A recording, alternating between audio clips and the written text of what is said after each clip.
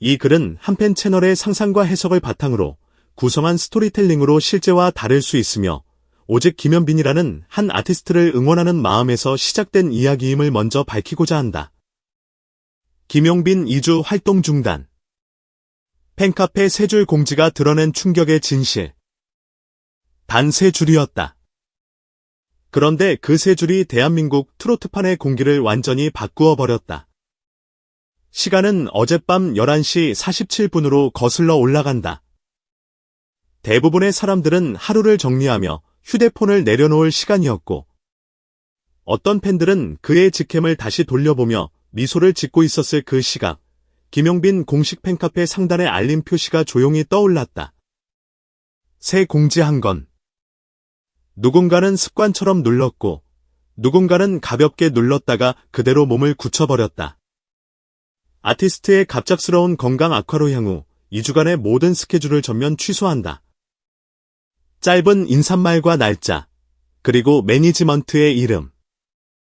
딱 거기까지였다. 이유는 없었고, 설명은 없었으며, 변명조차 없었다.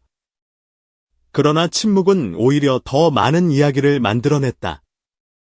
화면을 밝히고 있던 수많은 휴대폰들 위로 귓속말 같은 추측이 쏟아졌다. 어디가 아픈 거지? 무슨 일이 있었던 거야? 그럼 다음 주 녹화는 어떻게 되는 거야? 지방 공연은, 팬미팅은, 이미 예매한 사람들은. 이 모든 물음표 위에 하나의 문장이 무겁게 내려앉았다. 드디어 올 것이 온 걸까? 불과 12시간 전만 해도 그는 가장 환한 얼굴로 팬들을 향해 손을 흔들고 있었다. 비 예보가 있던 야외 행사장에서 우산도 쓰지 못한 채 조명보다 더 밝은 미소로 객석 끝줄까지 시선을 맞추려 애쓰던 남자. 방송 스태프들이 말하던 말이 있다. 힘들 텐데 얼굴에 피곤이 하나도 안 비치더라. 그런데 그게 어쩐지 더 불안했다. 그가 무대 뒤에서 한 번도 제대로 힘들다는 말을 하지 않았다는 것을 이제야 팬들도 깨닫고 있다. 자막은 차갑게 말한다. 2주 활동 중단. 숫자로만 보면 길지 않은 시간이다. 그러나 김용빈이라는 이름을 향해 매일같이 피드를 새로 고침하던 사람들에게 2주는 영원처럼 길게 느껴지는 공백이다. 더 무서운 것은 그 안에 숨은 진짜 뜻이다. 단순한 감기일까? 컨디션 난조일까? 아니면 우리가 상상하지 못한 번아웃의 경고장일까?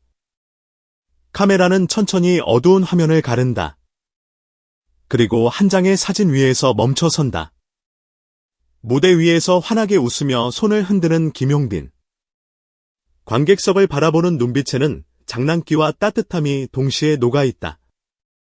사람들은 그를 트로트 프린스라고 부른다. 그러나 그 별명 뒤에 숨은 소년의 얼굴을 떠올리는 사람은 많지 않다. 그의 어린 시절 집안 식탁에는 늘 계산기가 올려져 있었다고 한다. 노란색 플라스틱 장난감 대신 흰색 영수증이 굴러다니던 공간. 오늘 장사 어떠셨어요? 나는 질문이 안부 인사를 대신하던 골목.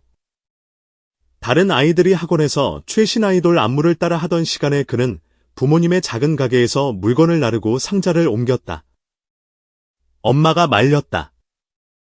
공부해야지. 친구들이랑 놀러 가라. 그때마다 그는 특유의 웃음을 지어 보였다. 재미있어요. 괜찮아요. 동네 상인들은 지금도 말한다. 항상 웃고 다니던 애였죠. 그런데 그 웃음이 정말 행복해서 나오는 웃음인지 가끔은 헷갈렸어요.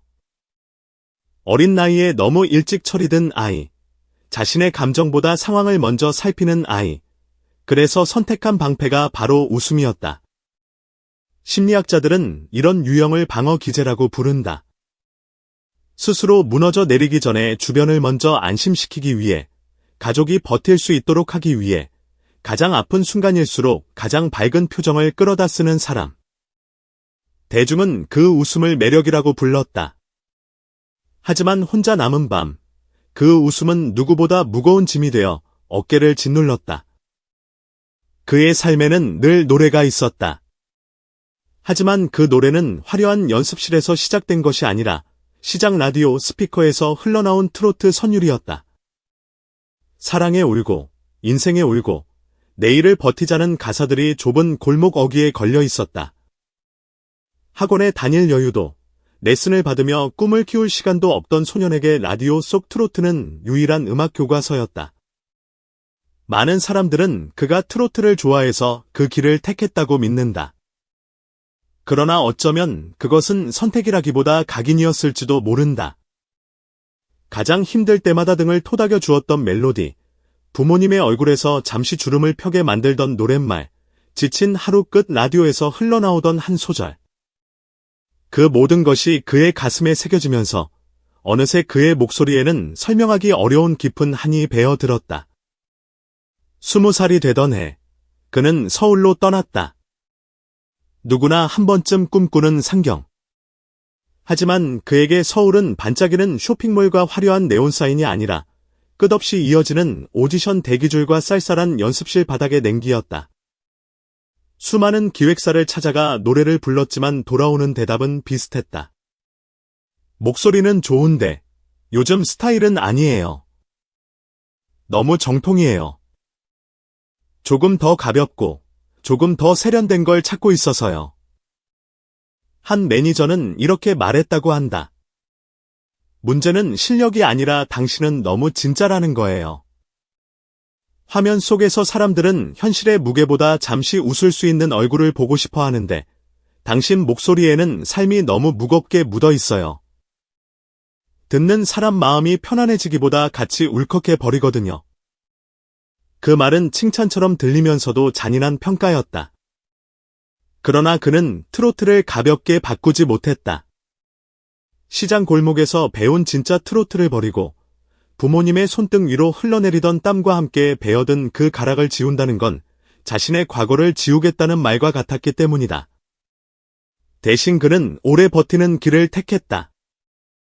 무대 위 가수가 되지 못한 날들에는 무대 뒤 스태프로 조명을 나르고 선배 가수의 마이크를 정리하고 리허설에서 반주를 체크했다. 낮에는 노래방 알바, 밤엔 배달 대행, 시간이 날 때마다 공사장에 나갔다. 돈이 되는 일이라면 무엇이든 했다.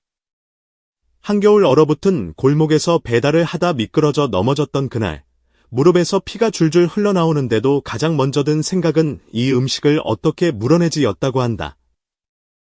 부서진 오토바이 옆에 넋이 나간 채 앉아있다가 한참 뒤에야 흩어진 음식을 하나하나 다시 주워 담던 청년이 등을 본 사람은 말했다. 다 내려놓고 싶은 사람의 등 같았다고.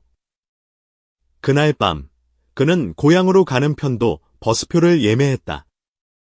아, 나는 여기까지인가 보다. 이쯤에서 포기해야 하나, 그렇게 생각했다.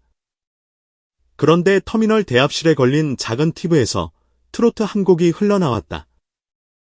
울지 마라 인생아라는 가사가 자막으로 지나가는 순간, 그는 그 자리에서 그대로 눈을 감았다. 그리고 속으로 중얼거렸다. 그래, 딱 한 번만 더 버텨보자. 그 한 번이 쌓이고 쌓여 10년이 되었다. 그리고 마침내 미스터 트롯의 무대에 섰다. 대중이 처음으로 그의 이름을 또렷하게 기억하게 된 순간이었다. 치열하게 편집된 화면, 짓궂은 자막, 경쟁 구도를 부각시키는 연출 속에서도 그는 요란하게 울부짖지 않고 묵직한 노래로 자신의 이야기를 전했다. 사람들은 말했다. 저 사람은 뭔가 다르다. 단순히 노래를 잘하는 게 아니라 진짜로 살아본 사람이 부르는 것 같다. 결국 그는 진의 자리에 올랐다. 축하의 꽃다발과 트로피, 광고와 방송 출연 제안, 전국 투어 제안이 한꺼번에 쏟아졌다. 하지만 그 영광의 순간은 동시에 족쇄의 시작이기도 했다. 이제 그는 더 이상 한 사람의 가수가 아니었다. 시청률을 끌어올리는 카드, 예능 분위기를 살리는 책임, 편성표의 구멍을 메워야 하는 존재가 되어버렸다.